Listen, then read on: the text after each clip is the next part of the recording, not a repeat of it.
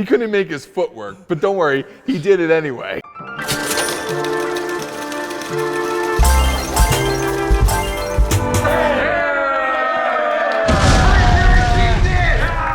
Welcome back to another episode of Tangents Gymkhana Specials, and today we are going to talk about the things we've never talked about before. Do I have to give up secrets? Yeah, so these are all the things, the top 10 things, 10-ish, things you don't know about Gymkhana. And a lot of this was actually stuff that we originally thought we would put in Gymkhana files, but making Gymkhana 10 was so entertaining by itself, a lot of this didn't make it in. So you guys get it here on YouTube for free, but we still want you to watch Gymkhana files. Watch Gymkhana files on Amazon. You can sign up for a trial period for free for a month, watch it, and then delete your account. We don't really care. Just hopefully no one from Amazon watches this. Whatever, it's Christmas time. Sign up, get free shipping, watch a little Gymkhana, or maybe keep it and watch the Grand Tour when it comes back. And when I say 10-ish, I probably have like 20 things on my phone. Secret time with Gymkhana. It's all CGI. Here's the first one. The Hoonigan was originally supposed to be a Pinto. No. Oh no, a Maverick. Sorry, a Maverick. The original concept really changed a lot. We wanted it to be something ridiculous. Yeah, well, my thought was we're used to seeing what I do in an all-wheel drive vehicle in modern vehicles. Mm-hmm. So what about doing it in something you wouldn't expect to see? When I was a kid, my family had a Maverick. My mom's first car was a Maverick. Yeah, so I just thought it was kind of an obscure Ford vehicle that's kind of older. They got rid of the name a long time ago. It's not particularly a car I would say they're proud of. It's not like the thing they rest their hat on. No, it's not like the Mustang. It's something I think back to my childhood. I really need another one of those cars. Yeah. No. Thankfully for us, I came to my senses and decided on a Mustang, specifically the 65 Mustang notchback. What Gymkhana was Hoonigan supposed to be for? I would say Gymkhana 6. Yeah. The design and the build of it took so long. Even Gymkhana 7 got actually filmed later than we originally wanted it. And because of that, the concept for Gymkhana 6 was sort of rushed, but it came at a perfect time because that was the same year, or it was right after the year that Gymkhana was in X Games. Yeah. Right? So it was the follow-up year. So there was or Gymkhana Grid, I should say. So there was all this emphasis around Gymkhana Grid and the course. So the idea of doing the Ultimate Gymkhana Grid course came out. And something else that we've never talked about was that there was something we never filmed. We wanted to do a one take for all of you whiny, complaining commenters. I'm sorry. The people who said that they would like us to do a one take. It was a perfect ability to do a one take. As you've learned, if you watch Gymkhana files, we shoot things in multiple locations on different days and then it all gets edited together. That's the magic of Gymkhana. It's the magic of movies. It's the magic of everything in film. But with Gymkhana 6, because we built our own course, we had the ability to do a one take, but it rained and we ran out of time and we weren't able to shoot it, which was a bummer because I always wanted to do that. We were going to do a drone one take of the whole thing and we never got to do it. Well, the caveat though, it rained in the construction of the course. Yeah. So we were chasing the actual filming of it. We would get done with one section and we'd be like, is that section done yet? Yeah. Because we need to go get to that next part. Yeah, we need to do the next part, but it wouldn't be done because the art department was so behind because of the rain that happened. Yeah. And it's Los Angeles, you never expect rain. No. So This is a test of the emergency advertisement system.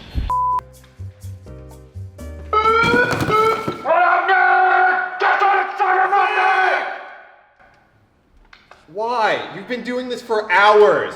Just tell the people what you get.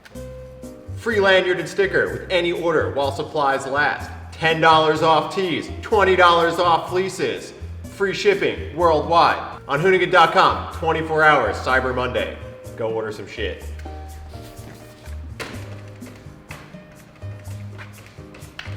Still a nerd. next one, I think we're going to throw someone under the bus on this one. Oh boy. So you can decide whether or not. But there was a major screw up Gymkhana 3 because we got the wrong tires sent to us. Remember that? You know, we don't have to name the manufacturer. If someone wants to look it up, that's fine. But that manufacturer actually made the WRC tires at the time, which was a very grippy tire. But when it did break loose, it was fairly consistent. It changed with temperature a lot more. Whereas the Gymkhana tires that we use, the general compounds, are very consistent. We actually went to film something and it was the first trick. Nah, it was the second. Or second trick, yeah. And but it was something where I needed to get close to a wall, and the tire, it just acted really weird, and I ended up hitting this wall, and it was really strange to me. But then we realized afterwards, oh, the compound is just wrong. So it was the tire manufacturer that just shipped us the wrong tires and ended up costing us a lot of money and a lot of time. Because we couldn't finish filming. Yeah. We had to go back. Everyone had to leave. We had to We were go. in France. We were in France. We had to fly home. You left that part out. Yeah. We had to fly home, come back months later with another set or with a corrected tire, and go back and film it. Yeah. And then you went back and did a nice tail tap there. That was actually the first tire tap. There's actually a tire mark. mark, on the yeah. wall. And it's the second wall tap we ever did, because the first one was the plywood in the Right. Gymkhana 1. But that was like a real wall tap because it was a non-movable structure, Yeah. as we unfortunately learned with the other tires. We almost didn't go back to film it. You and I had a conversation about, did we think the Cool Kids video was enough to move forward? 4 tires burning up the strips.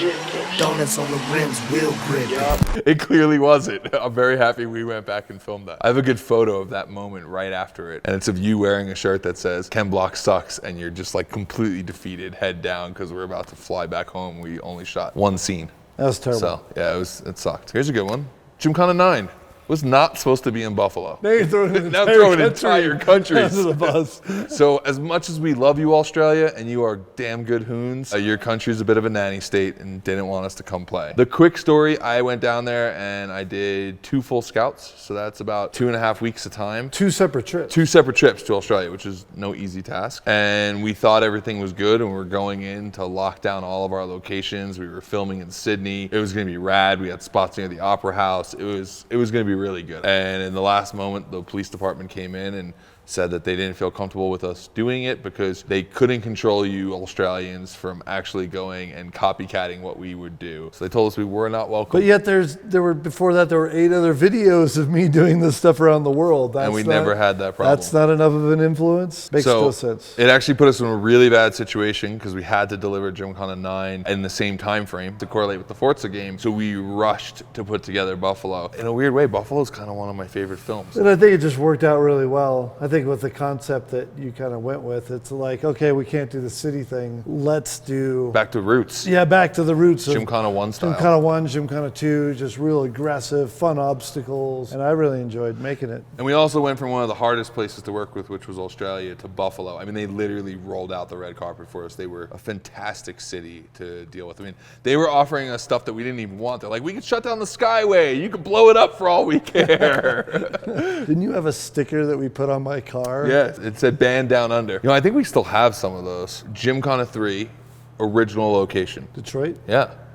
We went, we scouted Detroit, scouted actually a lot of the same things that you're gonna see in Gymkhana 10 itself. And in the end, the city also didn't want us to come there. And that was our first, you have to understand, at that point we had filmed, you know, in an abandoned airfield and the Long Beach ports. We hadn't ever tried anything like filming in a city, so that we felt like we were reaching really far. And Detroit basically shut us down. No, they basically said they'll let us do kind of what we want, but they had the right to veto anything. So we could be set up at a location shooting something and they could just say, nope, we don't like that, and veto us. We're like, that doesn't work for us. So we just went to where we then ended up for Gymkhana 3, which was an autodrome in France, which was just something I found on the internet. I was like, we need to check that out. It was like a Jalopnik article or something. Yeah, right? and we ended up scouting it, and it was just an incredible location. Still one of the most amazing places we shot. Yeah. And the interesting thing about Detroit, it makes you kind of understand why Gymkhana 5 is so special to all of us, because when we got turned down but from Detroit,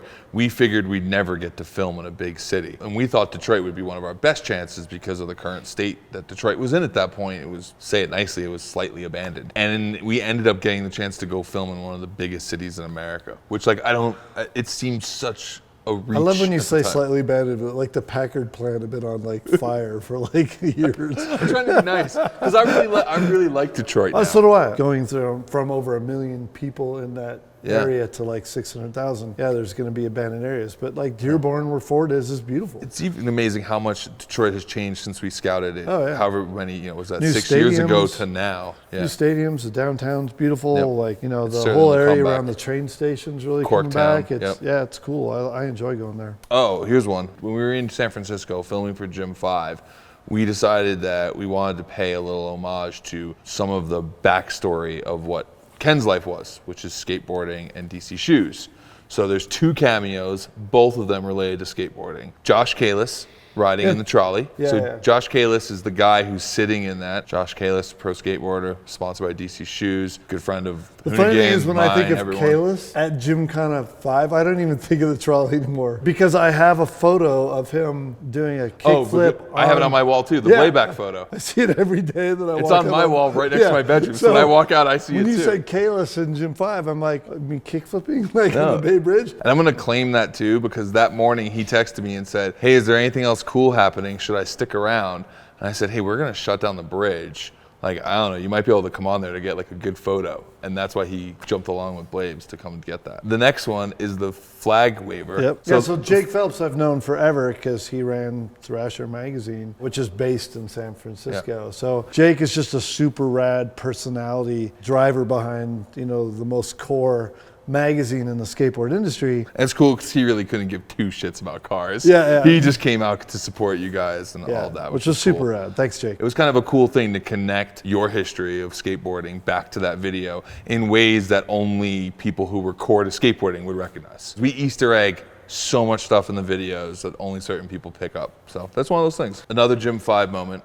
The barge scene was never supposed to happen. So we had originally rented a pier, but the Norwegian Cruise Line ship had to come in for like an emergency landing. I don't even remember the whole story, but they ended up taking up the pier that we were supposed to have. And they said, well, you can still shoot on the pier, but now instead of having the beautiful bay in the background, we had a big cruise ship that was blocking everything. We're like, well, that just isn't gonna work. So our location scout, he said, hey, I found a barge we can use. And we jokingly asked, well, can we take that barge out to sea? And he's like, sure, it's ours. We've rented it. We could do whatever we want. That's how the whole ending of Gymkhana 5 came around. And that was the beginning of us doing enders, not just like outtakes or things like that. Like that was the beginning of, because 7 also had a major ender. But that's how this works sometimes. Sometimes you lose something and you gain something even better. Way better. But one little bit of information though too is when we decided, let's go out on the bay and film the credits, we got out there and it was kind of a tense moment because we have the space that's only so big and there's nothing to block me from just literally going off and into the ocean. And so we had a diver and a safety boat and that sort of stuff around it in case anything went really bad. But the thing for me is I'm mentally going, okay, what is the worst thing that could happen? What would actually send me into the water? Right. And I thought of, well, what if the car just randomly went like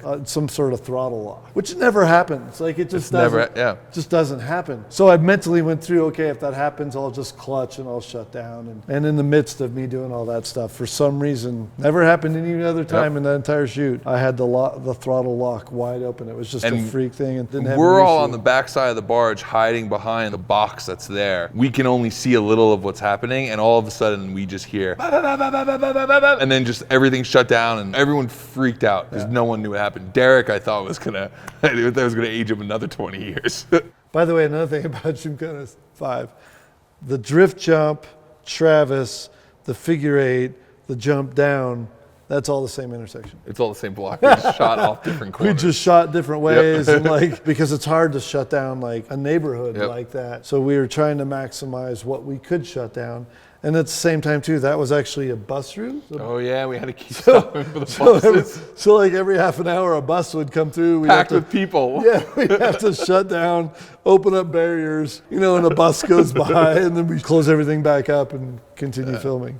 Oh, another thing about Gymkhana 5. This could be just all the things you didn't know about Gymkhana 5. So I wanted to have Travis involved in the video, and a cool thing would be a moving donut around somebody doing a slow wheelie. So he gets there, and he'd recently broken his ankle really bad at the X Games. And hadn't been on a bike in half a year or something. I think a year and a half. It might have been half a year, it might have been a year and a half. I'll say year and a half, it sounds better. Sounds better, a year and a half. So he shows up, we're like, okay, do this. And he can't get his foot to work properly on the brake. So he was trying to go slow, but ended up going fairly fast. So instead of having these nice, really slow wheelie donuts, he ended up being fairly fast. And that's why the trick looks the way it does in the edit, because it looks fairly aggressive. I like the way it looks in the edit, but it is because of his injury prevented him from doing what we had originally scripted. By the way, I just want to point out how quickly we glazed over that you said Travis couldn't get his foot to work. And that's just normal for Travis. Like, he couldn't make his foot work, but don't worry, he did it anyway. Yeah.